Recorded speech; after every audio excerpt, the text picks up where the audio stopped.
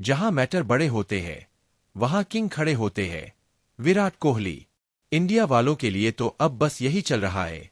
सुबह उठो, नहाओ, जीतो, सो जाओ। So beautiful, so amazing, just looking like wow. जब इंडिया बैटिंग करने उतरता है ना, तो बड़ी बड़ी टीमें भी घबरा जाती है।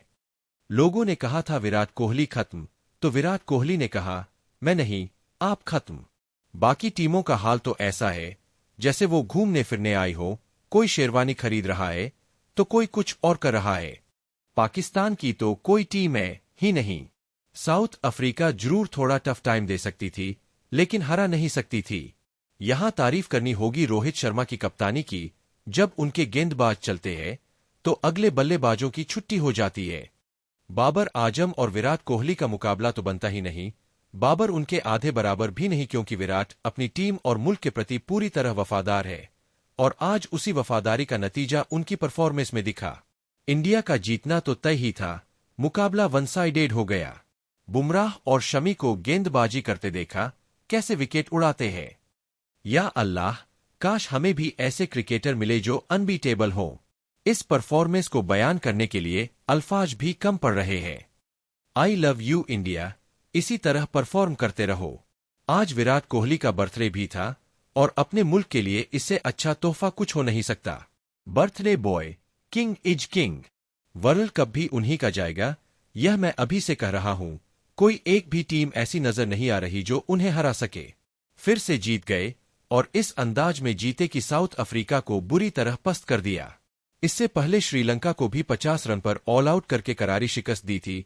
उसे हमने छोटी टीम कहकर नजरअंदाज कर दिया, लेकिन साउथ अफ्रीका तो वो टीम है जो आमतौर पर 400 के आसपास स्कोर बनाती है। उसे भी बुरी तरह हराया। इंडिया वालों, थोड़ा तो मेहमाननवाजी दिखा देते, कोई रियायत ही नहीं दी।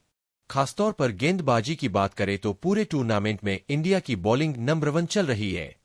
बुमराह, सिराज, शमी, जिसे भी मौका मिलता है बल्लेबाजों को उड़ा देता है। साउथ अफ्रीका के पास बड़े बड़े बल्लेबाज थे, लेकिन किसी को टिकने नहीं दिया। पाकिस्तान की टीम को सपोर्ट करना तो हमने तभी छोड़ दिया था जब उन्होंने दिल तोड़े, लेकिन इंडिया को हम इसी तरह सपोर्ट करते रहेंगे। जो मेहनत करता है वही जीतता है। ऐसा प्रदर्शन पहले न देखा न सुना।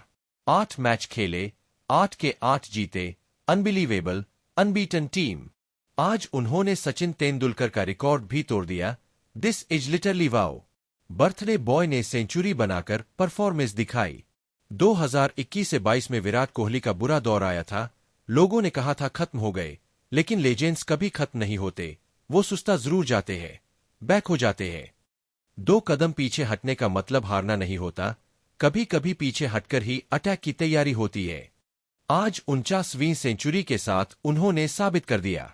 साउथ अफ्रीका से उम्मीद थी कि शायद टक्कर दे सके, लेकिन नहीं दे पाई, तो अब समझ लीजिए कोई और टीम भी नहीं दे पाएगी। बाकी टीमें तो ऐसे लग रही थीं जैसे घूमने आई हो, वापस जाकर गली मोहल्लों में ही खेले। वर्ल्ड कप के स्तर की कोई टीम भेजी ही नहीं गई। इंडिया की बैटिंग लाइनअप उतरते ही बड़ी टीमें घबरा जाती है।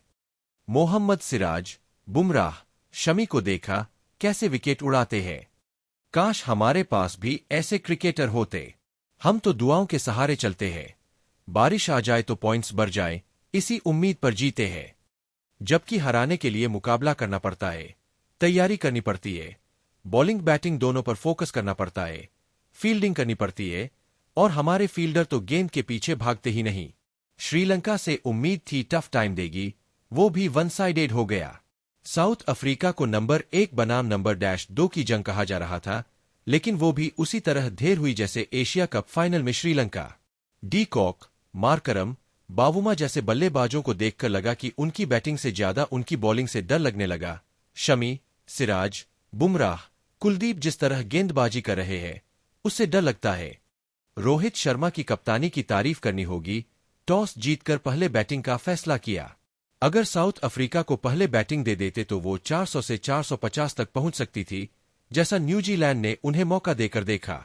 सबसे अच्छी और मैच विनिंग परफॉर्मेंस गेंदबाजों की रही, और दूसरी तरफ विराट कोहली की सेंचुरी ने जीत लगभग तय कर दी थी।